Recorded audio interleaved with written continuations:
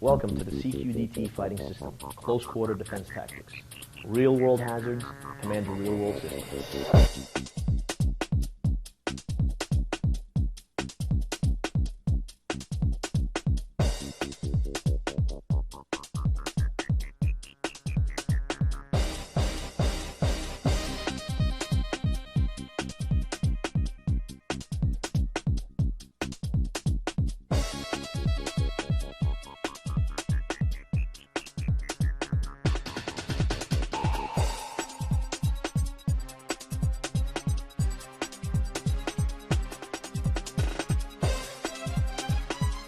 Real world hazards command a real world system.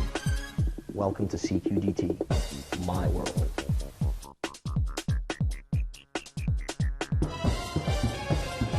Welcome to Cqdt, Close Quarter Defense Tactics, Volume 2. My name is Master Pedro Rodriguez, and I'll be covering all the techniques you need for Phase 1, Level 2.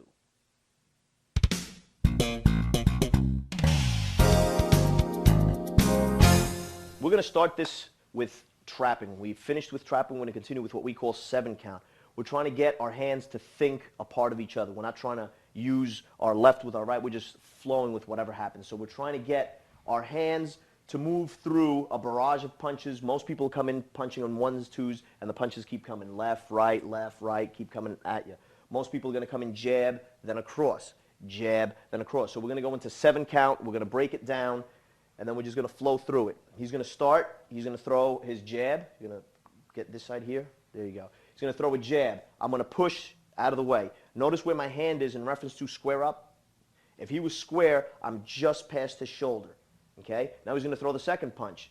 If he was to square up, I'd be just past the shoulder. So in other words, if he stands square to here like this, I want my hand to go just past his shoulder. I want my hand to go just past the shoulder. I want my hand to go just past the shoulder. I want my hand to go just past the shoulder. And my elbow stays in this general vicinity. I don't want it to go too far from my body, and I don't want it to get in too close, and I don't want it out too far. So imagine just a saucer, and your elbow moves within that saucer. So if he was, again, when he throws the punches, of course, he's going to be off center. But if he was to stay square, I'm going just off to the side and just off to the side. And you notice the elbow, there's hardly no motion, yet I can cover all this ground from here to here with just one hand. So he throws in the first punch, and I move just across the shoulder. The second punch, just across the shoulder. The third punch, just across the shoulder.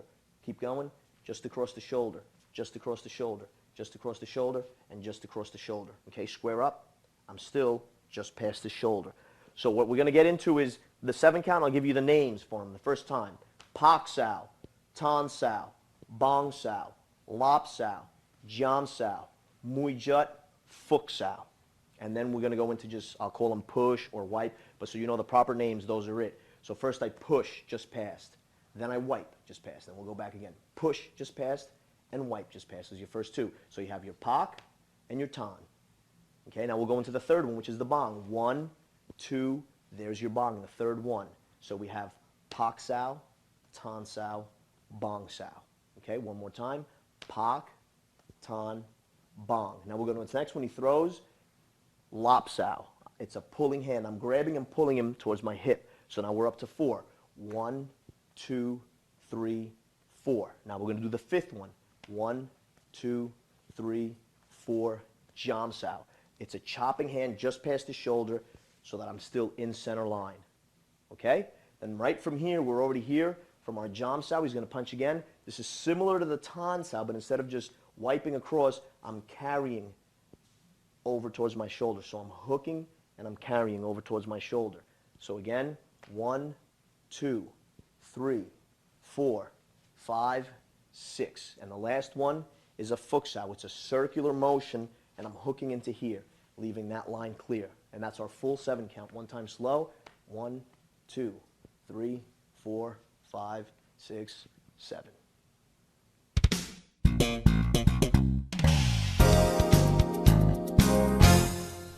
We're going to use our 7 count to reference back to our defense against punches. Jab and hook, which is our common attacks. The cross we can train and teach. If he throws this punch here, I can do this. If he throws that punch, I can do this. So technically, it just gives me more time to do the same thing I do from the front side, again on the back side. So we're just going to deal with the jab Because it's the most common and the fastest, just the front hand coming out, very hard to block, so we're going to learn how to parry, slip, move through. As he's coming in, I got to cut the line.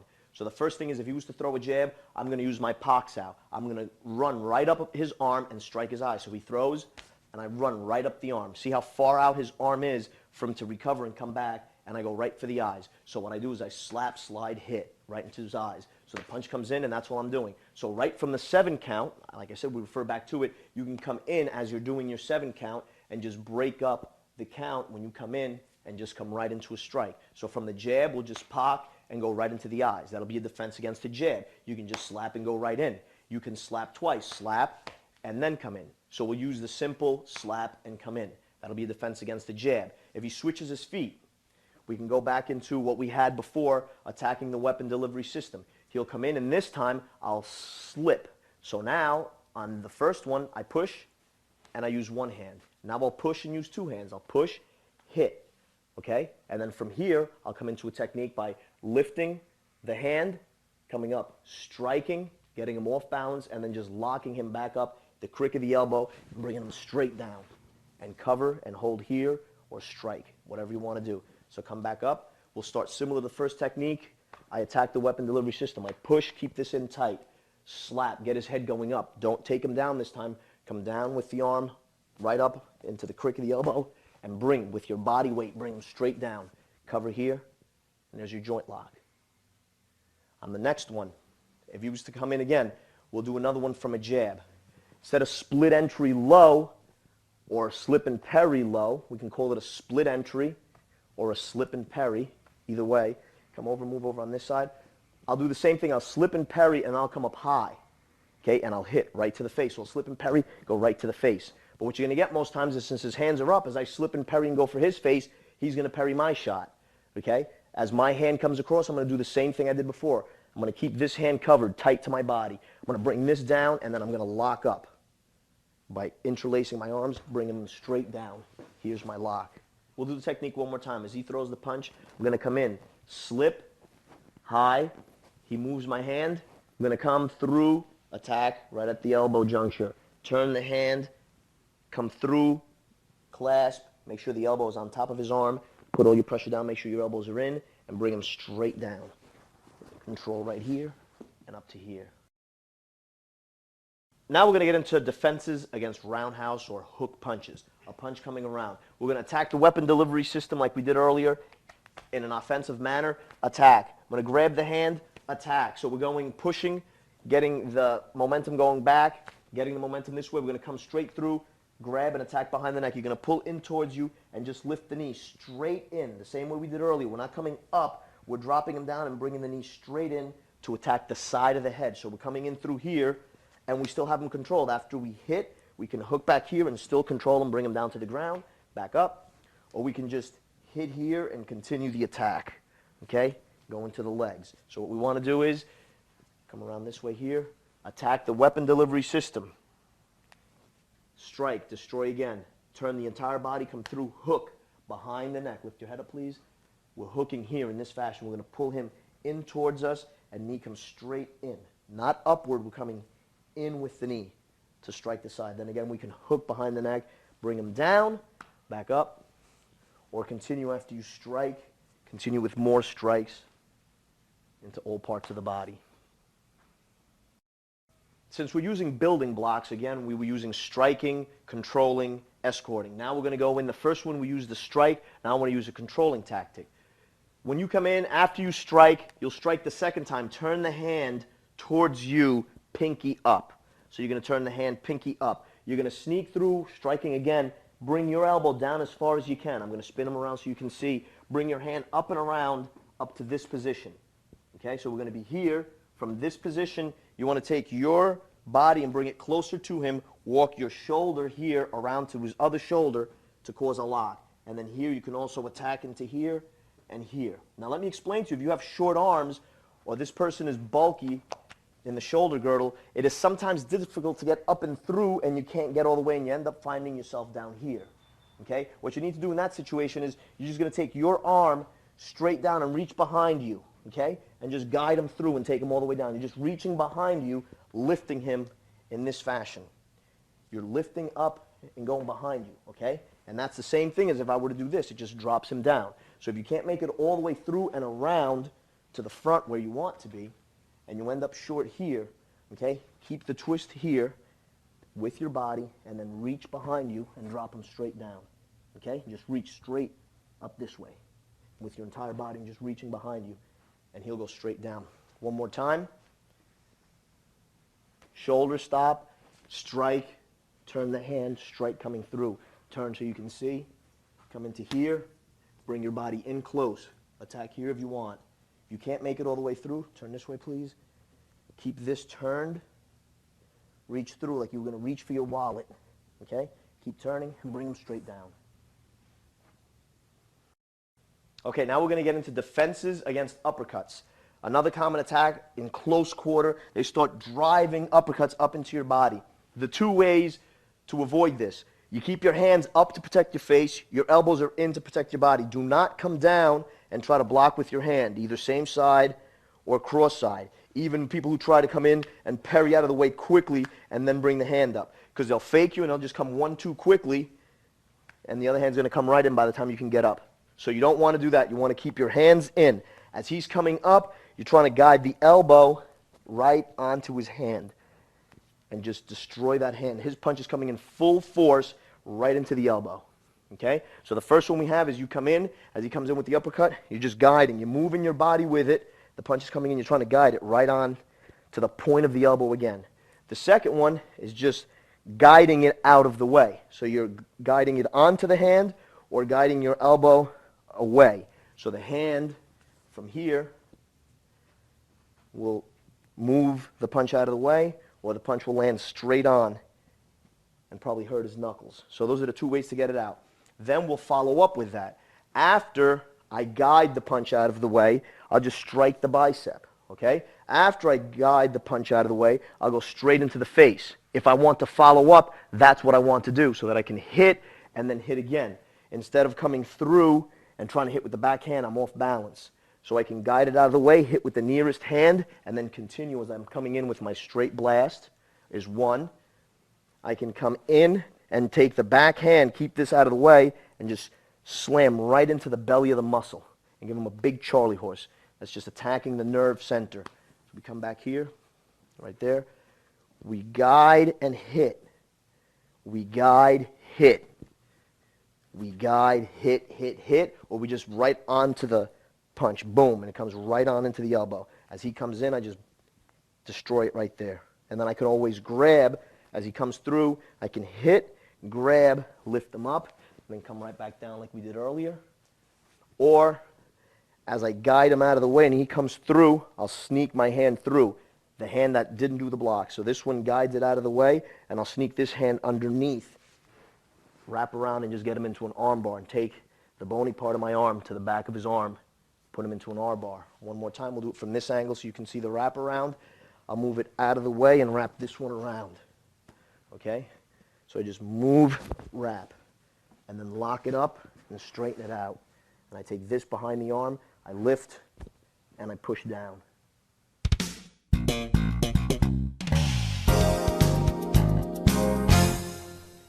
Okay, now I want to talk a little bit about ranges and zones, or ranging and zoning.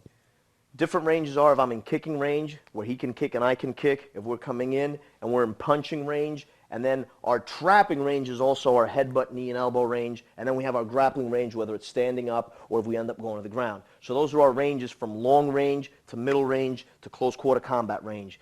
Then we also have zones. I can be zoned on the outside of his strike, I can be zoned on the inside of his strike, or I can be, like I was explaining before, split entry, where I'm partially outside, my body's usually outside, and my attack is to the inside, whether it's low or high. So those are the zones that we have. We have a split entry, we have outside, totally outside, and then we have totally inside, okay, where both of my hands are inside. This is the most dangerous position to be in, because usually you have to go here from a hook punch. So the good thing about that is if I try to go around a hook punch, I'm going to get hit. Since I have to stay to the inside, that's when I use shoulder stop. He's using circular motion. I'll use a faster motion to get in, which is a straight line. As he's using circular, I'll use a straight line.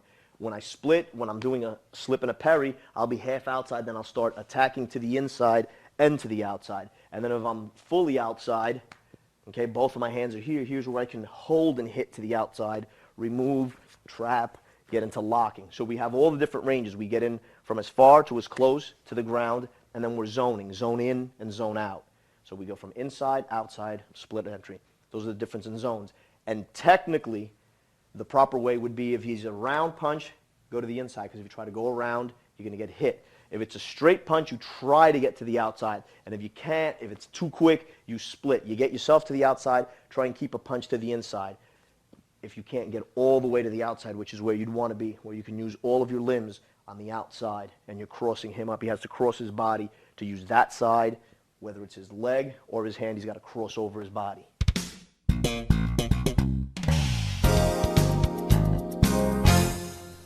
We're going to get into defenses against kicks, and the first thing I want to say is if you drop your hand down to block a kick, try to block with your arm, chances are you're going to get hurt. If you do put your arm down, you need to brace it against your body, okay, and have a brace to it. If you're going to put your hands up, they need to be braced like we showed in the previous videos on this here.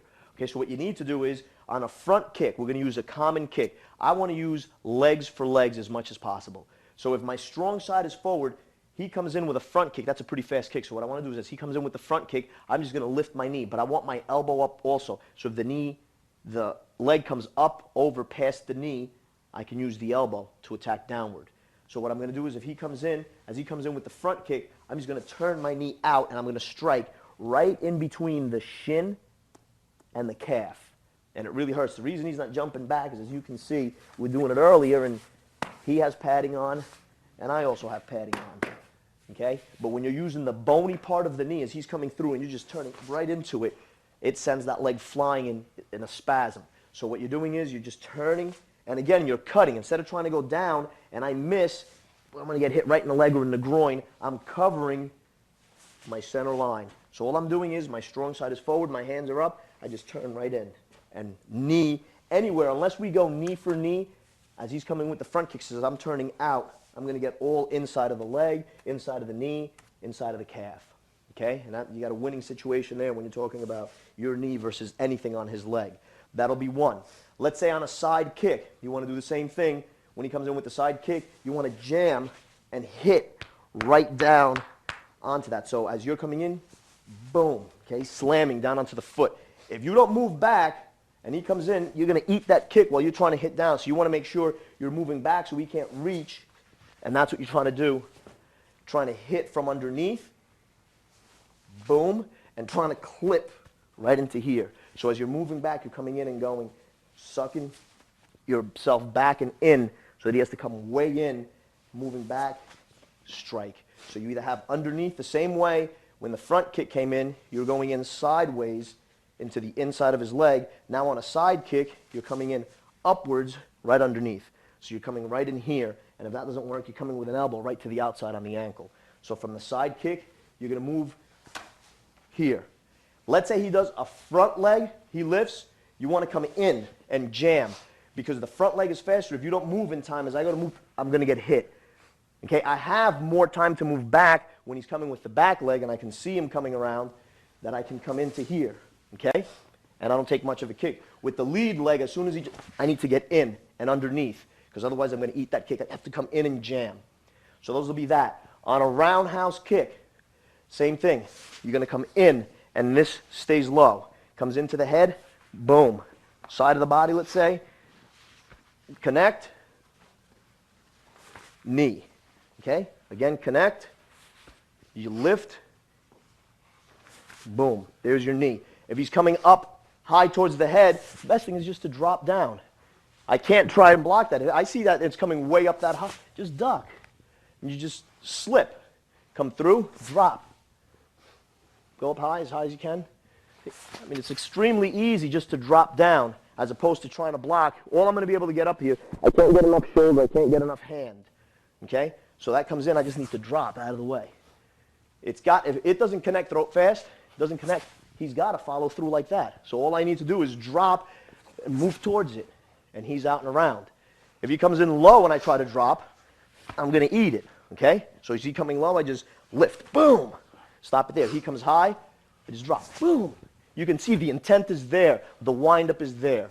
Okay, so you have a defense low, coming outside. You have a defense against the front, inside. You have a defense on the side with the back leg, moving back and clipping the leg.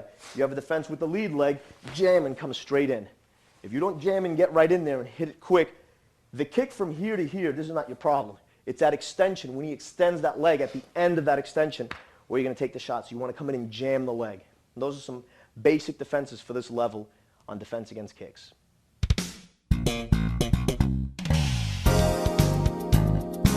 Okay, we're going to get into defenses against full Nelsons. It's not a very common attack, not as common as people think.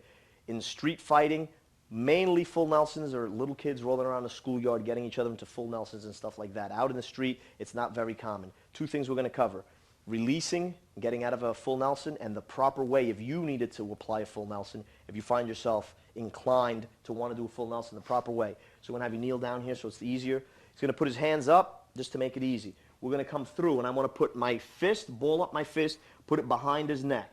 Take my other hand up and through, and I'm going to push down and drive my knuckles. This is the motion that I'm doing. I'm driving my knuckles in behind his neck. And I'm trying to extend them and go into all the nerve centers in the spinal cord. So I'm going to come up and through, put your strong side preferably on his neck. Up through as high as you can. You're going to bring your body in close to him and roll into the back of his neck. Okay? So you're rolling your knuckles into the back of his neck. That would be the proper way. Let's say you find yourself in a full Nelson. There's a bunch of ways before he gets in to drop, if he was to come in, to drop over to one side. But let's say once it's already in, okay, and he's pressing your head down. Okay, if he wants to go down, you need to buy yourself room coming down. So you're going to move your body off to the side. Now go ahead and push down. He doesn't have much pressure there, okay? The lower I bring my arms as I'm going down, the less pressure he has. So I'm going to bring my butt in towards him, so now he's got to push out that way. Not as easy as if he's pushing in. There's his power base. So I'm going to extend his arms. I want to extend his arms out. Go ahead and push. It's much harder for him to push. Now he's just using his arms here. Go ahead. He's using his body. So I'm going to extend him. Step off to the side. Get in almost a fighting stance. Get into a good base. I'm going to push in towards him. His hips are not over the attack. He's not here. Okay? So I have him pulled over onto this side. Reach for a finger is what he's expecting. The best thing to do is I'm going to step outside of one of his legs and drop him straight down. Okay? He's expecting for me to come up here. So I'm going to move. He's going to keep fighting. Okay? I'm just going to move out to the side. Okay? Step around. Clip the leg. The body works in this way. If he feels off balance, that's what we want, to always displace the base. His first is to try to get into a position where he can break his fall. So he comes in, I break his balance, okay? There's not enough pressure there for it to hurt. Obviously, I know it's not comfortable, but it's not a position that's unbearable, okay? I keep a good base, step around. Already he wants to partially break. And come straight down, again, onto the nerve. That's one way to get out of full Nelson. I'll show you another way quickly. Without, if he has you pulled, some people will lift you up and have you in this type of full Nelson, just so your hands are up, and they're lifting you up and pushing your neck forward, okay? Now it's very difficult for you to get some base. So you're going to do is step, find the foot, and step on the foot. The same foot that you're stepping on, you're going to come through because you know we can't move it, and start using your heel into the inside, the same spot we were using the leg. As you can see, he jumps. Just step on the foot. It's the same as stepping on the ground. I'm just going to be on his foot now. He can't move. I'm going to kick right behind my foot, as if I had an itch on my leg. So I step, and I start kicking as hard as I can, and he'll let go. And I have a break, and I can grab and go for a break, strike, wrap around, anything you want to do. So you want to do is, he stands you straight up, find the foot, he's moving around there, you found the foot, now you're on it, all your weight, boom, start kicking, and he'll release.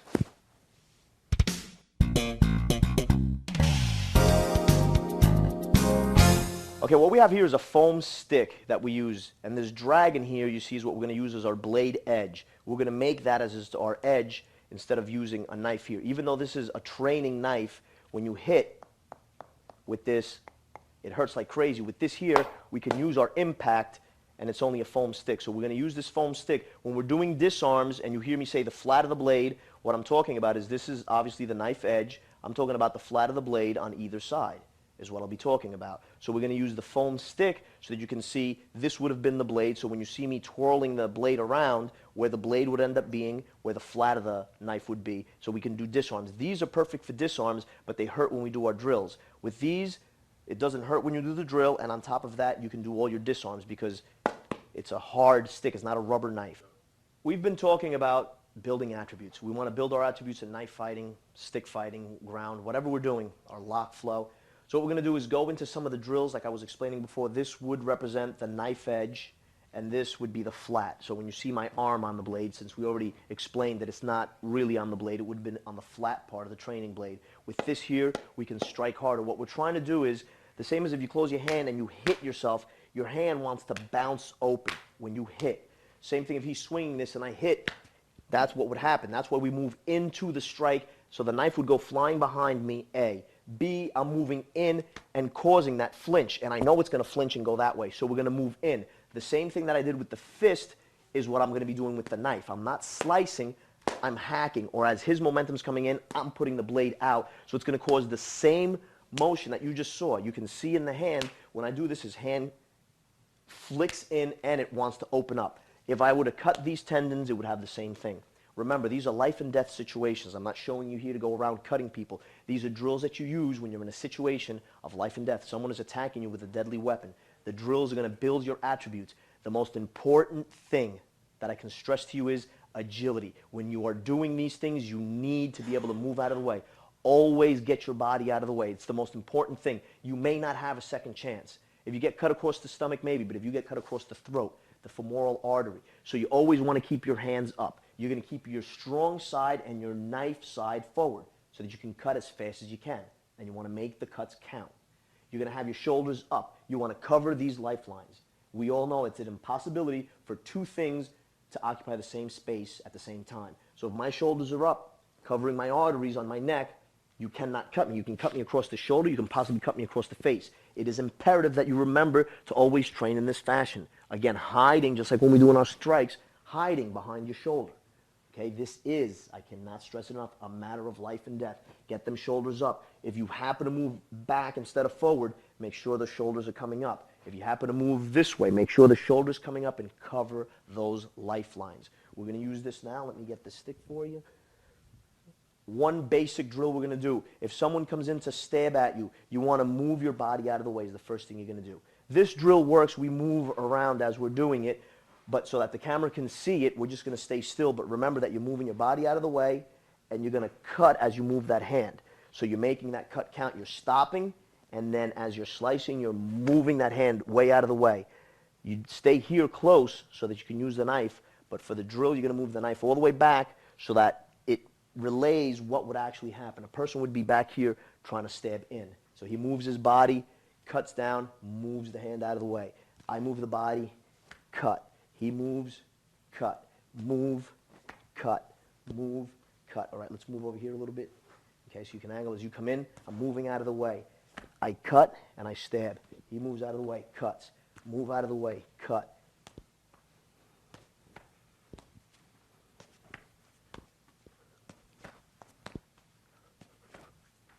You move the body out of the way, and with the cut, back into position. Stab. Move out of the way, cut, back into position. In. Out of the way, cut, into position, and back in. And that's the drill. That's the first drill for an inward thrust in towards your gut. Very dangerous place to get cut, so you make sure you're moving out of the way. Don't move back and get caught, maybe bump into something, trip over something. So move out of the way, get the hand out of the way, cut. The next one we're going to do, as a cut is coming in, this one's a little more advanced. There's a couple of steps in it, but we're going to break it down for you because this is the most common attack. And once you get this one, then I'm going to regress. It's showing you how to move. So you're going to stop, cut, and check. So the cut's coming in, you're going to push. See what this just did, how it flicked? Again, this is just for the drill. In actuality, it would be in here, but then we can't do the drill. So I'm going to stay out here for the drill. So I'm going to stop, cut, hook underneath, spin, slap, and then I'm going to cut again. And then I'm going to give him that same type of strike, and he'll do the same thing. You stop the cut, check the cut, hook underneath and swing. Then you just check and cut again.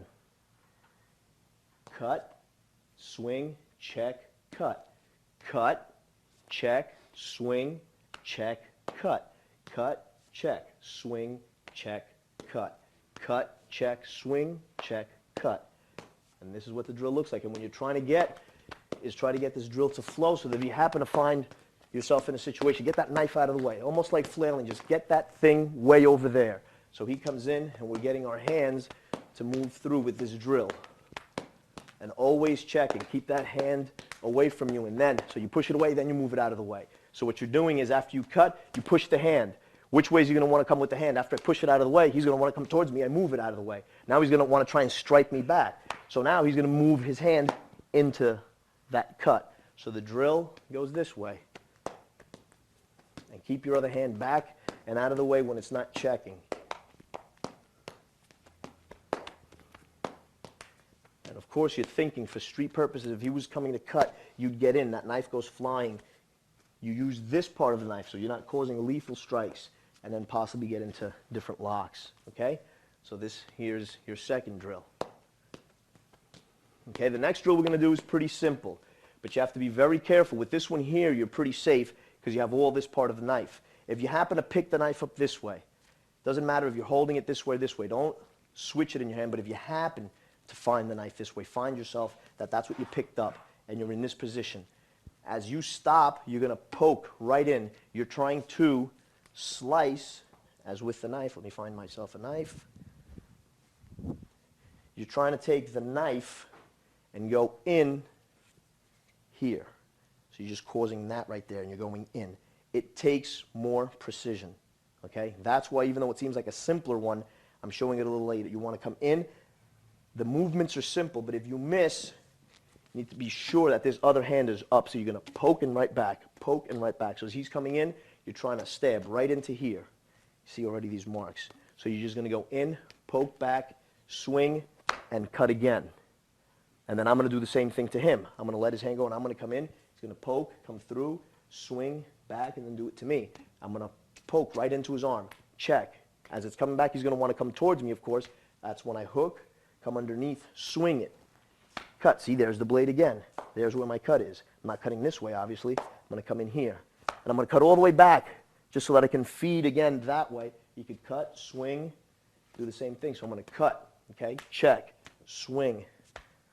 Cut, check, swing. Cut, check, swing. Okay, I jumped ahead of you there. Instead of checking, I went right into here.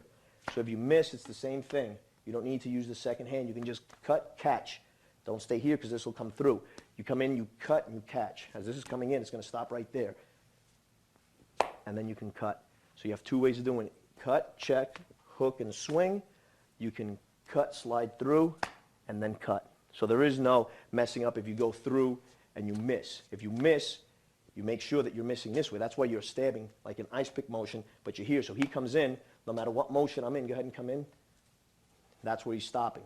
He's not going to come through. If I'm here, he can come through. If I'm here, that's got to stop him. So I cut, caught, and go. Okay? One more time with the drill. One, cut, check, through.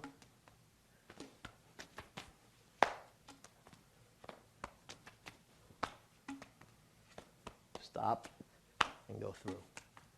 Okay? So those are some basic drills that you can start practicing to make. Again, if your hands are moving, your hands are up here. With the knife, it's the same thing. With the empty hand, if you had a stick, keep the stick lower so the tip of the stick is higher. And you decide if you're going to stay away, what techniques you need to use. If you're further away, where you want to hit. Where his mind is, just like we covered on the full Nelson. His mind is intent on the back of your neck and he's squeezing down. You attack the lower part of his body. I would like to thank you for joining me in this second video, Phase 1, Level 2. What we had here is just, again, a building process on getting up to our higher levels and phases. What you need to remember is to practice this stuff slowly. The basics are the most important part.